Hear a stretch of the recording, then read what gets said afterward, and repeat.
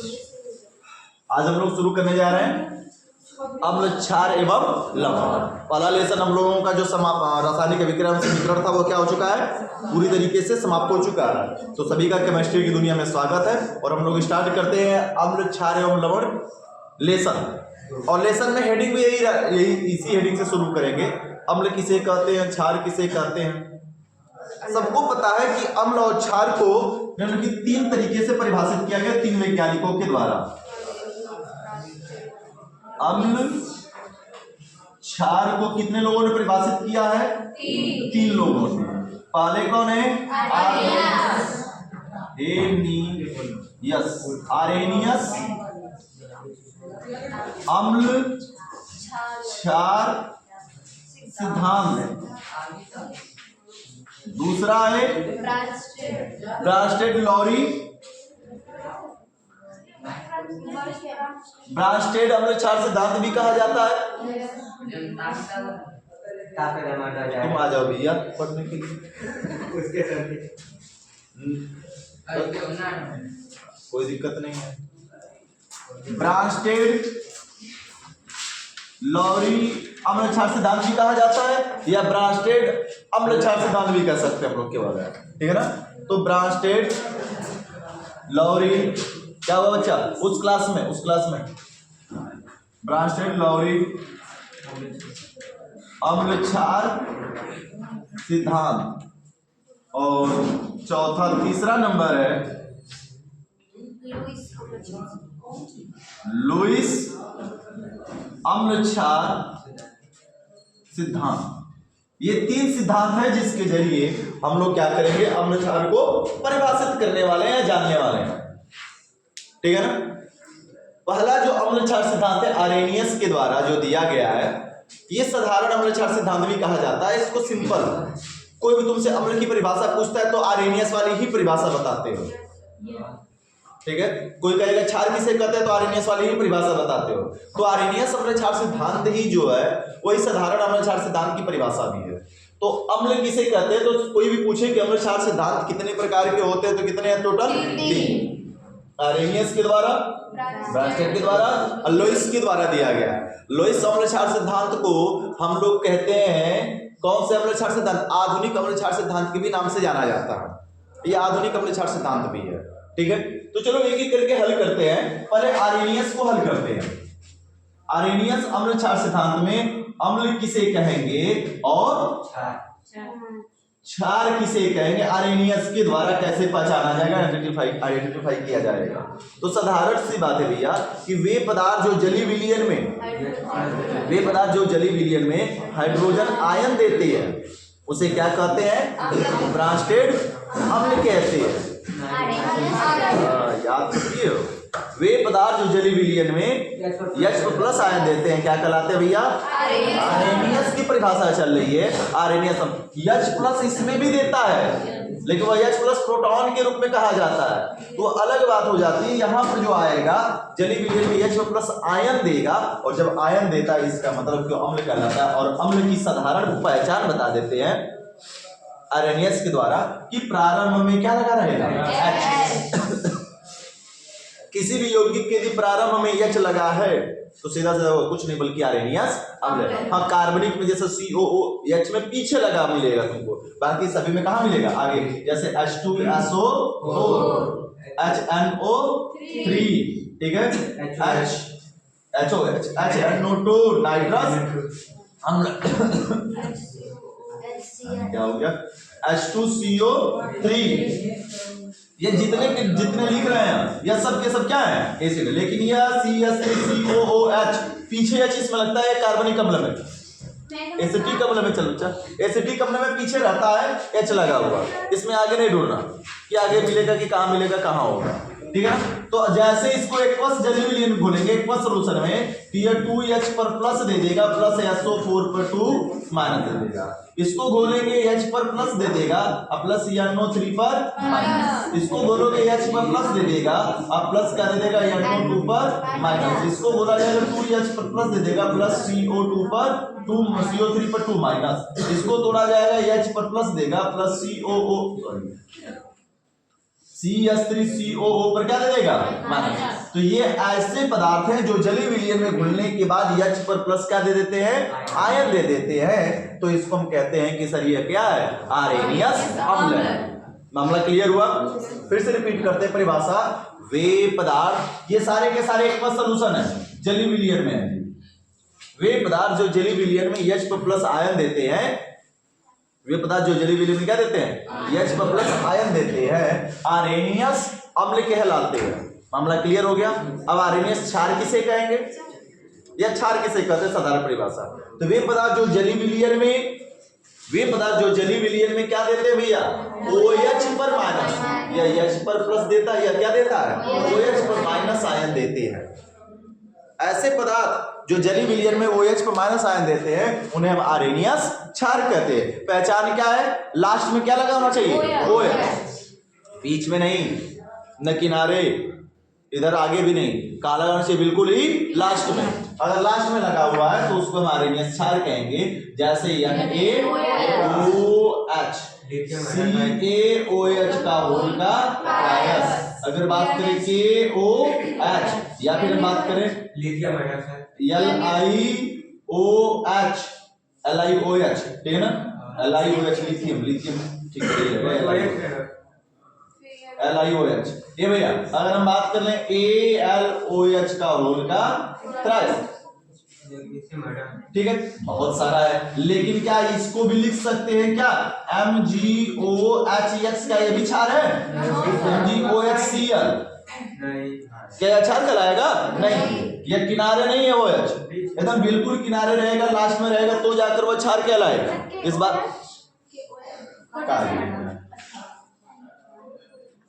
ठीक है, पीछे आएगी लल्ला तो कहां से समझ में आएगा। ये मामला सीधा सीधा सब कुछ आगे बढ़ जाएगा। क्या होगा कि जब ऐसे पदार्थ हो जिनके लास्ट में OH लगा हो, क्या लगा हो, OH, और उसको हम एक्वस सॉल्यूशन बनाते हैं, एक्वस मतलब जलीय विलयन बनाते हैं, तो वो जलीय विलयन में क्या दे देते हैं, OH पर माइनस आयन दे देते हैं। जैसे ये Na पर प्लस प्लस OH पर माइनस, Ca पर नहीं पता कि कितना प्लस होगा तो कोई नहीं, OH पर दो ना, OH पर माइनस, इसमें दिखाई दे रहा है, कट जा रहा है। देखो जी, अगर यहां पर बात करें OH 2 है तो यहां पर कितना हो जाएगा, 2 लगा देंगे, 2 एकम 2 माइनस तो कितना प्लस 2।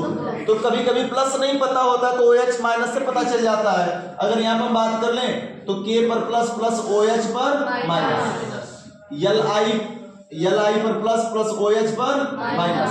अब यहाँ पर Al है प्लस OH पर माइनस, कितना OH है, 3, तो 3 OH, तो 3 एकम 3 माइनस, तो कितना प्लस 3 प्लस।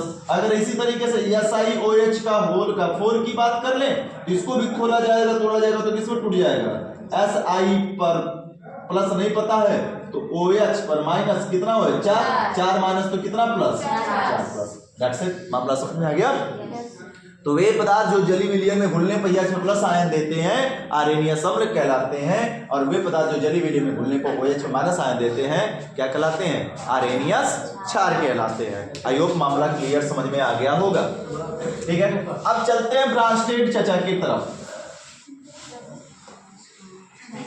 ब्रांस्टेड अम्ल क्षार किसे कहते हैं, सुनो ध्यान से और गौर से। वे पदार्थ जो जलीय विलयन में प्रोटॉन देते हैं, प्रोटॉन देते हैं मतलब हाइड्रोजन किसी को क्या करते हैं, देते हैं, त्यागते नहीं है, देते हैं किसी को, ठीक है ना। वे पदार्थ जो जलीय विलयन में प्रोटॉन देते हैं यानी हाइड्रोजन देते हैं, प्रोटॉन बोले तो हाइड्रोजन देते हैं, तो उसे हम क्या कहते हैं लल्ला, ब्रांस्टेड अम्ल कहते हैं। अथवा वे हाइड्रोनियम आयन बनाते हैं, H3O पर प्लस, या तो प्रोटॉन दे या फिर क्या बनाए, हाइड्रोनियम आयन बना दे। एग्जाम्पल देखेंगे तो क्लियर होगा कि सर जी कहना आप क्या चाह रहे हैं। जैसे HCl है, ठीक है ना, ब्रांस्टेड अम्ल और आरेनियस अम्ल एक जैसे हैं, दोनों की पहचान एक ही है, अलग अलग नहीं है, एक ही जैसी पहचान, बस क्रिया अलग अलग थोड़ी सी हो जाती है। यहाँ HCl H2O के साथ बोला जाएगा, ठीक है ना। अगर हम बात कर लें HNO3 HNO3 को हम घोल देते हैं किसके साथ, तो H2O के साथ घोल दिया जाएगा। अगर हम बात करें CH3COOH को हम किसके साथ, Cl- के साथ लगा सकते हैं। अब होगा क्या, ध्यान से देखना, यह जो पदार्थ है यह इसको एक अपना H दे रहा है, प्रोटॉन यानी हाइड्रोजन पूरा का पूरा इसको अपना क्या कर रहा है, दे रहा है, सौंप रहा है। तो ऐसा पदार्थ जो जलीय विलयन में प्रोटॉन देता है यानी हाइड्रोजन देता है या प्रोटॉन देता है, अथवा हाइड्रोनियम आयन, जैसे यह H लेगा ना H3O पर क्या बना लेगा, प्लस बना लेगा। और H3O को प्लस को क्या कहते हैं,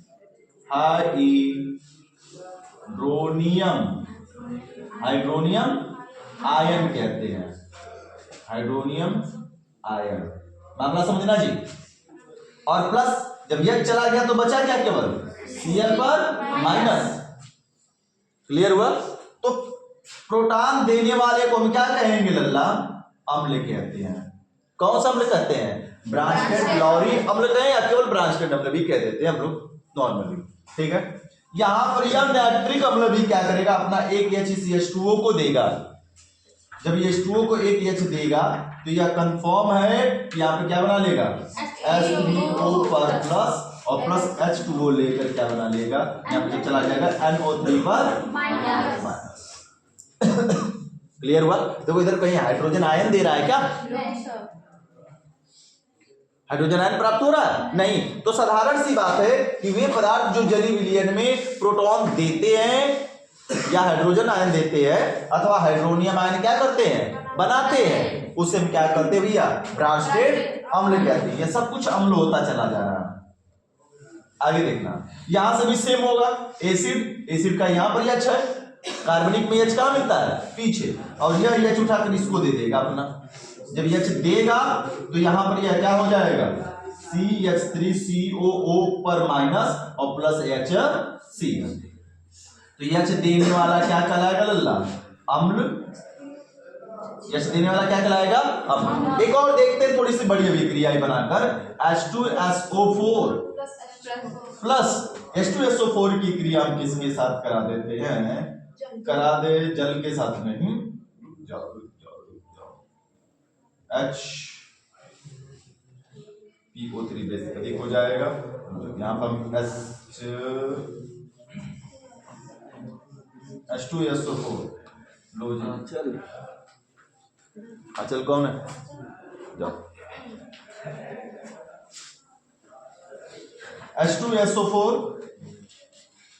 प्लस क्रिया करा दे हम द्विसंयोजी वाले ना, हाँ गई NO3 पर माइनस के साथ जी, देखो आराम से देखना इधर,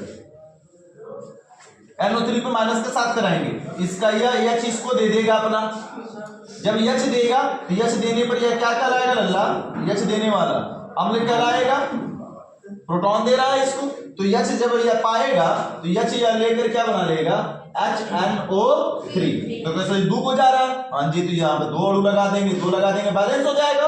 और क्या प्लस यहाँ पर क्या बच रहा है, केवल SO4, अब SO4 से 2 H निकलेगा तो इस पर क्या आएगा, 2 माइनस। तो H देने वाले सारे के सारे क्या कहलाएंगे, चल बच्चा, H देने वाले सारे के सारे क्या कहलाएंगे, ब्रांचटेड अम्ल। और यह H नहीं बल्कि प्रोटॉन के रूप में देते हैं, प्रोटॉन। और हाइड्रोनियम सभी में, कोई जरूरी नहीं कि सभी में हाइड्रोनियम ही बनाए, कुछ में हाइड्रोनियम बन सकता है, कुछ में नहीं बन सकता। इसीलिए शब्द बोला जा रहा है कि वे पदार्थ जो जलीय विलयन में प्रोटॉन देते हैं अथवा हाइड्रोनियम आयन बनाते हैं, उसे क्या कहते हैं बच्चा, हम ब्रांचटेड अम्ल कहते हैं, ब्रांचटेड अम्ल। अब जस्ट इसी की परिभाषा उल्टा कर देंगे ना, तो क्या बन जाएगा, ब्रांचटेड क्षार। देखो अम्ल की एग्जाम्पल यही लिख दोगे और क्षार में भी सेम एग्जाम्पल लिखना होता है, कोई अलग से नहीं एग्जाम्पल इसमें आता है। वे पदार्थ जो जलीय विलयन में प्रोटॉन क्या करते हैं, ग्रहण करते हैं अथवा लेते हैं, अरे ग्रहण करें या फिर ले पतिया तो से बने भैया, वे पदार्थ जो जलीय विलयन में प्रोटॉन ग्रहण करते हैं या लेते हैं उसे क्या कहते हैं, हमें ब्रांचटेड क्षार। तो प्रोटॉन ले कौन रहा था, ये H2O ना, ये इसी को दिया है ना भैया, जो ले रहा है वही क्या कराएगा, क्षार। या ले रहा है क्या कराएगा, क्षार। ये Cl माइनस या Cl माइनस क्या कराएगा, क्षार। इसने लिया NO3 माइनस क्या कराएगा, क्षार। तो वे पदार्थ जो प्रोटॉन ग्रहण करते हैं, वे पदार्थ जो प्रोटॉन ग्रहण करते हैं क्या कहलाते हैं भैया? ब्रांचेड क्षार। तो देखो अम्ल की तो एक जैसा मिल गया, लेकिन क्षार में क्या एक जैसा मिला? इसमें H प्लस दे रहा है तो इसमें प्रोटॉन दे रहा है, सिर्फ कह सकते हो सही एक जैसा दिख रहा है, लेकिन क्षार वाली कंडीशन क्या हो जाती है? बिल्कुल ही बदल जाती है। इसमें OH माइनस देता है और इसमें H लेता है। तो H लेने वाले पदार्थ यानी प्रोटॉन लेने वाले पदार्थ क्या कहलाते हैं? ब्रांचेड क्षार कहलाते हैं। मामला क्लियर? कुछ समझ में बात आई? यस। कोई कंफ्यूजन है क्या जी किसी को? बताना। फिर से रिपीट करके आगे बढ़ते, क्योंकि अभी ब्रांचेड में खत्म नहीं हुआ, ब्रांचेड में बहुत सारी चीजें छिपी होती हैं। क्या होगा? फिर से रिपीट करते हैं। वे पदार्थ जो जलीय विलयन में प्रोटॉन देते हैं, या उत्तर इसको प्रोटॉन दिया, या हाइड्रोनियम आयन बनाते हैं, उसे हम क्या कहते हैं बच्चा? ब्रांचेड लॉरी अम्ल कहते हैं या ब्रांचेड अम्ल कहते हैं। क्लियर हुआ? ये भी इसको H दिया, ये भी यहां से इसको H दे रहा है, ये भी H दे रहा है, ये सारे के सारे प्रोटॉन दे रहे हैं और प्रोटॉन दाता क्या कहलाएंगे? अम्ल। क्षार किसे कहेंगे? ब्रांचेड क्षार। तो वे पदार्थ जो प्रोटॉन ग्रहण करते, देखो H2O एक लिया है तो जाके H3O बनाया है, तो इसका मतलब ये क्षार है। ये भी H2O एक लिया है तब जाके H3O प्लस बनाया है, इसलिए क्षार है। Cl माइनस एक लिया है तो जाकर HCl बनाया है, इसका मतलब ये क्या है? क्षार है। NO3 माइनस 2 प्रोटॉन लिया है तो ये फिर जाके HNO3 बनाया है, इसका मतलब ये भी क्या है? क्षार। तो वे पदार्थ जो प्रोटॉन लेंगे या ग्रहण करते हैं हाइड्रोजन, उसको हम क्या कहते हैं? ब्रांचेड क्षार कहते हैं। That's it. मामला क्लियर? अब इसी में आता है सर, हाँ जी, अम्ल और क्षार दोनों में एकल बन रहेगा? अरे डबल बन? हम लोग क्षार में दोनों में डबल बंद रहेगा मतलब जो लहरी है क्षार, अम्ल क्षार, हाँ। उसमें दोनों में डबल बन रहेगा? कहाँ डबल बंद है जी? अच्छा, अधिकार से ये डबल बंद हम समझा रहे हैं तुमको, दोनों में रहेगा। देख रहे हो इतना चालाक है सब। अरे यह उत्क्रमणीय अभिक्रिया भैया, हाँ यह उत्क्रमणीय अभिक्रिया देता है ब्रांचेड अम्ल क्षार। अभिकारक उत्पाद से क्या बनाता है? अभिकारक बनाता है। ठीक है, पहला अम्ल क्या चीज? अरे तो वहां पर हम इसमें बनाया, अभी सब एक ही में दोनों में समझा। देखो नीचे बनाया गया कि नहीं बनाया गया होगा? जब हम बनाए होंगे उसमें उभयधर्मी दिखाए होंगे, उभयधर्मी में दर्शाया कि नहीं दर्शाया हमने? उभयधर्मी क्षार में भी। अरे जब उभयधर्मी अम्ल क्षार भी तो इसी में आएगा उभयधर्मी अम्ल क्षार सिद्धांत। अब आगे आते भैया सुनो, ये बच्चा एक बात बताया जाए, इसी में हमने इसलिए एक बार ही तीर लगा दिया है उत्क्रमणीय अभिक्रिया का, क्योंकि इसी में हमें उभयधर्मी भी दर्शाना है। एक बार में उभयधर्मी क्लियर मामला हो जाएगा अपना। अब उभयधर्मी अम्ल क्षार सिद्धांत किसे कहते हैं भैया बताना? बात आती है कि सर जी उभयधर्मी अम्ल क्षार सिद्धांत बता दीजिए, संयुग्मी अम्ल क्षार सिद्धांत बता दीजिए। कौन सा? संयुग्मी। ठीक है, तो उभयधर्मी कौन है, संयुग्मी कौन है, दोनों को एक एक करके जानते हैं, समझते हैं।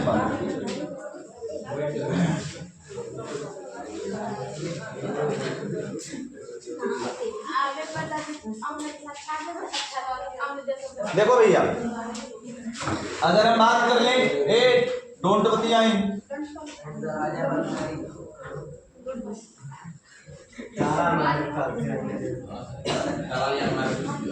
HNO3 भैया बातें नहीं, HOH सुनो ध्यान से, यहां से H उठाकर इसको दे देगा तो हम क्या करें? उधर यहाँ बैठे, यहां से H इसको आकर यहाँ पर दे रहा है, तो प्रोटॉन दे रहा है कौन? H2O ना, यह H2O है। प्रोटॉन देने वाला क्या कहलाएगा भैया? क्षार। अच्छा, अभी इतना चिल्ला चला तो क्षार कहलाएगा। प्रोटॉन देने वाला क्या कहलाएगा? अम्ल। और प्रोटॉन लेने वाला क्या कहलाएगा? क्षार। क्लियर हुआ? क्या बनाएगा जी बता दो जरा हमको ध्यान से। यह जब लेगा H तो ये बना लेगा HNO3, और जब H चला जाएगा इस पर क्या बचेगा? क्या? OH पर माइनस। ये अभी जल रहा है, अभी चल रहा है, दोनों का दोनों क्या भैया? जल। H2 है ना, कि H2 का रूप बदल दिया आपने, H2O और HOH लिख दिया तो अलग हो गया। अरे सेम है जी। ठीक है, अब अंतर क्या हुआ सुनो। वे पदार्थ, उभयधर्मी की परिभाषा बता रहे हैं, वे पदार्थ जो अम्ल के साथ क्षार जैसा तथा क्षार के साथ अम्ल जैसा व्यवहार करते हैं, वे पदार्थ जो अम्ल के साथ क्षार जैसा और क्षार के साथ अम्ल जैसा व्यवहार करते हैं उभयधर्मीय पदार्थ कहलाते हैं। यानी कि इस अभिक्रिया में जो H2O दिख रहा है वह कैसा है? उभयधर्मीय पदार्थ है। मामला समझ में आ गई? यहां से इन दोनों से यह प्रोटॉन एक बार ले रहा है तो यहां पर यह प्रोटॉन दे रहा है। दोनों का काम हो रहा है, अम्ल का भी और क्षार का भी। तो ऐसे पदार्थ जो अम्ल और क्षार दोनों का कार्य करते हैं उसे उभयधर्मीय अम्ल क्षार सिद्धांत कहते हैं। उस पदार्थ को उभयधर्मी पदार्थ कहते हैं। क्लियर हुआ? लेकिन उभयधर्मी के आगे जस्ट आगे क्या आता है? संयुग्मी।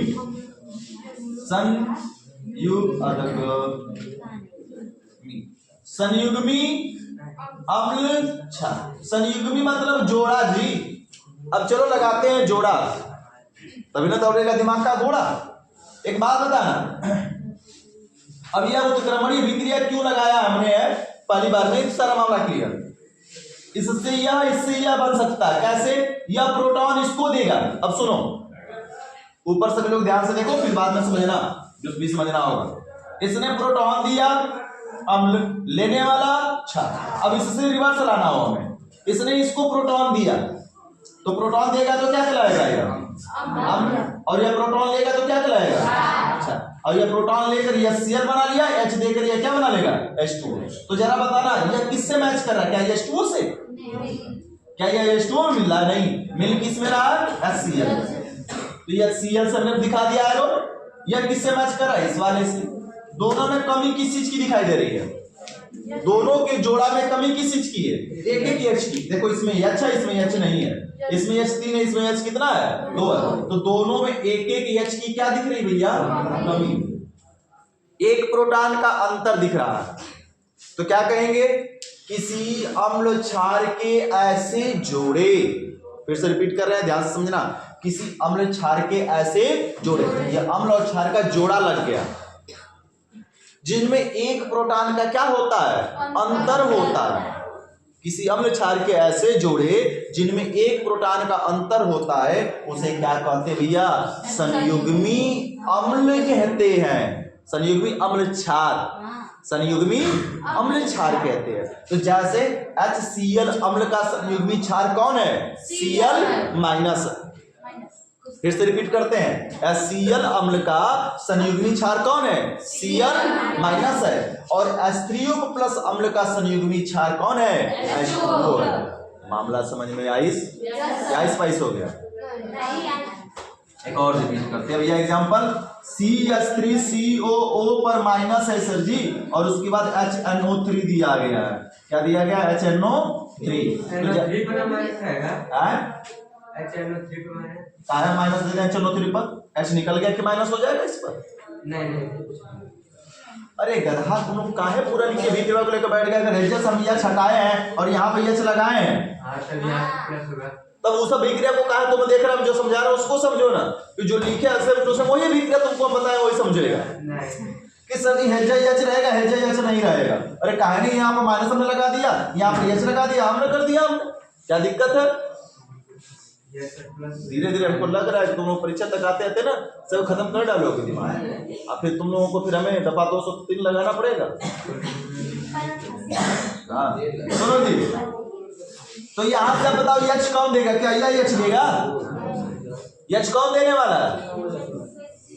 HNO3, क्योंकि इसके पास H दिख रहा है। अब यह H देगा, इसके पास तो हाइड्रोजन आयन है नहीं, यह H बीच वाला है, कार्बन से जुड़ा हुआ, यह देगा नहीं। अम्ल का H यहाँ पर होता जो है नहीं, H यहाँ पर दिख रहा है, यह H देगा। H देने वाला क्या कहलाता है? अम्ल। और H लेने वाला क्या कहलाता है? क्षार। मामला क्लियर? तो अब यहां से बनेगा क्या? जब H यह ले लेगा तो यह बना लेगा CH3COOH। H लेकर बना लेगा ना CH3COOH। और जब इसका H चला जाएगा तो बचेगा क्या? NO3 पर माइनस। इससे यह बना दिया। अब इससे इसको अगर बनाना हो तो क्या होगा बताओ जी? ये इसको दे देगा, H देने वाला क्या कहलाएगा? अम्ल। और H लेने वाला क्या कहलाएगा? अच्छा, मामला समझ में आ गया? अब ये इधर हो चाहे इधर ऐसे पलट दो, बात सेम है। कहाँ अंतर है? दिमाग का आधा पागल हो गया है सबके सब एकदम से। जरा ये मैच करो, क्या ये वाला यौगिक किससे मैच कर रहा है? क्या ये वाला इससे मैच कर रहा है? मैच कर रहा तो बताओ, तो हम इसके साथ मैच कर रहा है। किसके साथ मैच कर रहा है? यह CH3 COH के साथ मैच कर रहा है। यह किसके साथ मैच कर रहा है? HNO3 के साथ मैच कर रहा है। जोड़ा लगाते हैं, मैच करना तो जोड़ा लगा रहे हैं, तीर लगाकर। इन दोनों में किसकी कमी दिख रही है? CH3 है, CH3 है, COO है, COO है। इसमें H है, इसमें H नहीं है, एक H की कमी है। इसमें एक हाइड्रोजन, इसमें हाइड्रोजन एक नहीं है, एक नाइट्रोजन है, 3 ऑक्सीजन 3 ऑक्सीजन है। किसकी कमी दिख रही है? एक हाइड्रोजन। तो किसी अम्ल क्षार का ऐसा जोड़ा, देखो अम्ल और क्षार का जोड़ा लगा दिया ना, अम्ल और क्षार का क्या लग गया? जोड़ा, जिसमें एक प्रोटॉन का क्या हो? अंतर पाया जाए, कमी पाई जाए।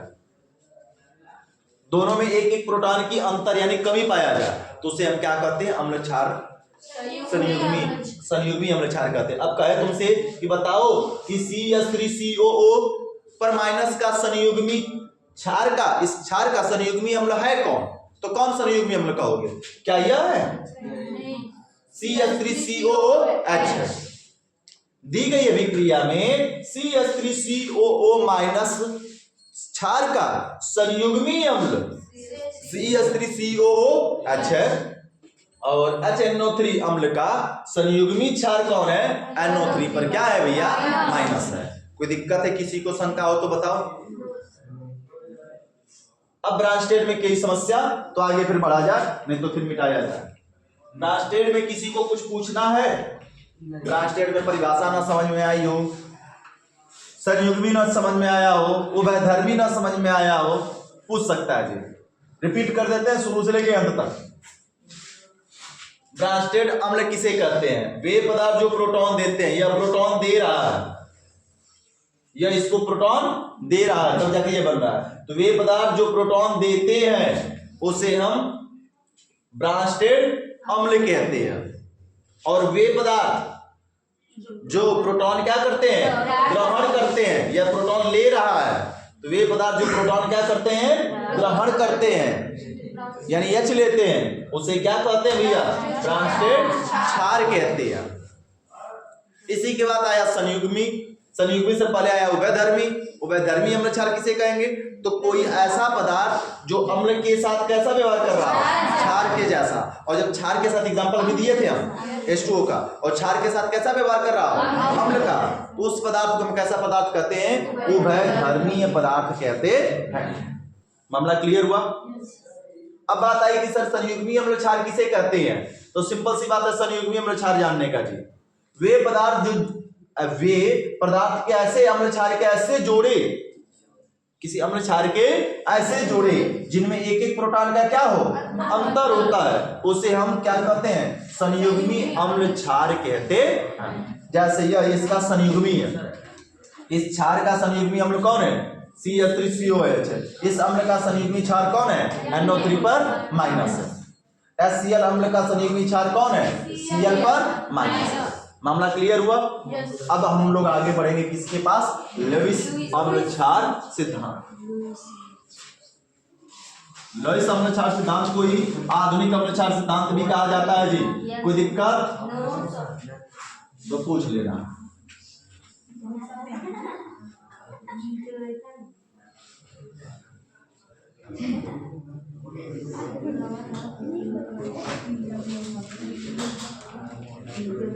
लुईस अम्ल क्षार सिद्धांत किसे कहा जाएगा? चलो समझते हैं जी। अब इसमें न तो H दिया जाएगा न OH दिया जाएगा, न H दिया जाएगा न H लिया जाएगा, ना तो इसमें आरएनएस जैसा कुछ दिखाई देगा, ना इसमें कुछ ब्रांचटेड जैसा दिखाई देगा। यहाँ पर पूरा खेल पलट जाएगा। किसके अंतर्गत हो जाएगा भैया? तो ये लुईस के अनुसार इलेक्ट्रॉनों पर आधारित होता है। किस पर आधारित होता है? इलेक्ट्रॉनों पर। वे पदार्थ, वे परमाणु अणु या आयन समूह जो इलेक्ट्रॉन युग्म क्या करते हैं? देते हैं। पहले हम देने वाले की बात कर लेते हैं, ठीक है ना? वे परमाणु अणु या आयन समूह जो इलेक्ट्रॉन युग्म देते हैं, हर बार देने वाला क्या हो रहा था? अम्ल अम्ल।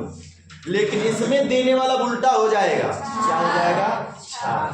वे परमाणु अणु या आयन समूह जो अभिक्रम इलेक्ट्रॉन युग्म क्या किसी को क्या करते हो, देते हो, उसे लुईस क्षार कहते हैं। ठीक है। अब वे परमाणु अणु और आयन समूह जो इलेक्ट्रॉन युग्म क्या करते हैं, ग्रहण करते हैं अथवा लेते हैं, उसे क्या कहते हैं, लुईस अम्ल कहते हैं। एकदम साधारण से सिंपल सी परिभाषा है।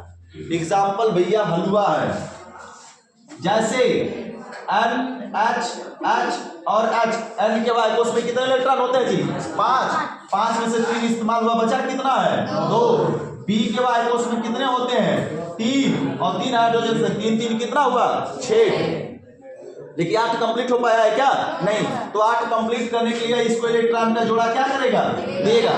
तो इलेक्ट्रॉन युग्म देने वाला, युग्म मतलब जोड़ा, इलेक्ट्रॉन का जोड़ा देगा जो परमाणु अणु या आयन समूह जो भी, उसको हम क्या कहेंगे, लुईस क्षार। और जो लेगा उसको हम क्या बोलेंगे, लुईस अम्ल। ये अम्ल, ये क्षार रहा और ये क्या कराएगा जी, अम्ल। सेम वैसे ही अगर हम बात करें सर जी और भी बता दीजिए, तो H2O देख लो जी, HOH या O के बाद उसमें 6 इलेक्ट्रॉन होते हैं, 6 में से 2 का इस्तेमाल हो चुका है, तो बचा कितना है, 4। और यह क्रिया करने जा रहा भैया AlCl3 से Cl ने 3 Cl से इलेक्ट्रॉन लिया और Al के बाद उसमें 3 होता है, तो 3 कितना हुआ, 6। अरे एल्यूमिनियम का 2 का 8 का 3 होता है ना, 3 है और 3 एक क्लोरीन से लिया, तो 3 कितना, 6। देखो होना कितना चाहिए भाई उसमें, 8। तो 2 की कमी है, तो ये अपना 2 इलेक्ट्रॉन इसको क्या कर रहा है, दे रहा है। इलेक्ट्रॉन देने वाला क्या कहलाएगा भैया, और लेने वाला क्या कहलाएगा, अम्ल। मामला समझ में आया। तो फिर से रिपीट कर देते हैं परिभाषा, और यहाँ पर अम्ल क्षार लुईस क्लियर हो जाना चाहिए। ऐसा कोई परमाणु, अब कहोगे सही आयन कह रहे हैं, इसका मतलब क्या हुआ सर जी, लो भैया Ca पर 2+ है, 2+ है, 2 इलेक्ट्रॉन देते हुए आयन है ना। अब ये Ca पर 2+ किसी से इलेक्ट्रॉन ले रहा होगा, इलेक्ट्रॉन का जोड़ा किससे ले रहा होगा, तो मान लेते हैं कि यह ऑक्सीजन जैसा, या ROH लगा देते हैं, जैसे R है, sorry alcohol CH3 C2H5 OH, O के पास बचा हुआ इलेक्ट्रॉन का जोड़ा, ये इलेक्ट्रॉन का जोड़ा इसको क्या कर रहा है, दे रहा है। समझ में बातें आ रही हैं। तो ऐसा परमाणु अणु या आयन समूह जो इलेक्ट्रॉन युग्म देते हैं लुईस क्षार कहलाते हैं, और ऐसे परमाणु अणु या आयन समूह जो इलेक्ट्रॉन युग्म क्या करते हैं, ग्रहण करते हैं, वह क्या कहलाते हैं लल्ला, लुईस अम्ल कहलाते हैं। अम्ल में जस्ट उल्टा हो जाता है। तो यहाँ पर ब्रांस्टेड, आरेनियस और लुईस तीनों लोगों की अम्ल क्षार परिभाषा पूरी क्या होती है, खत्म। और लुईस अम्ल क्षार सिद्धांत को आधुनिक अम्ल क्षार सिद्धांत भी कहते हैं। ठीक है। तो कल हम लोग लवण के बारे में पढ़ेंगे और कल ही शुरू कर देंगे आगे पीएच पीओएच भी शुरू करके मामला फटाफट इस लेसन को समाप्त किया जाएगा। ठीक है ना। चलो आज के लिए बस इतना है।